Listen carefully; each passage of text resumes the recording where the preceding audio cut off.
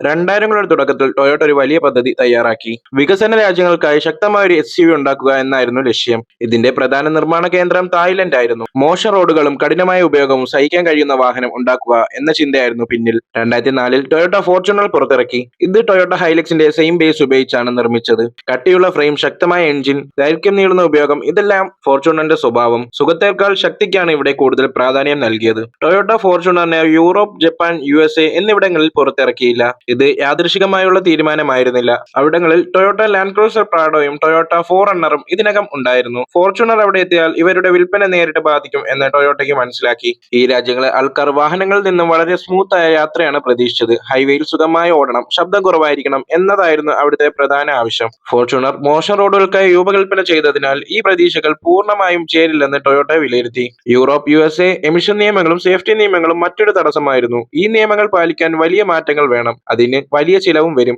ഇത് ഫോർച്യൂണറിന്റെ സാധാരണ വിലയുള്ള സ്വഭാവം നഷ്ടപ്പെടുത്തും എന്ന് ടൊയോട്ട കണക്കാക്കി. അന്ന് ടൊയോട്ട ഫോർച്യൂണർ അതേ സ്വഭാവം നിലനിർത്തി. മെച്ചപ്പെട്ട സുരക്ഷയും പുതുക്കിയ ഉള്ളറകളും പിന്നീട് വന്നെങ്കിലും യൂറോപ്പ്, ജപ്പാൻ, USA എന്നിവിടങ്ങളിൽ ഈ വാഹനം ലഭിച്ചിരുന്നില്ല.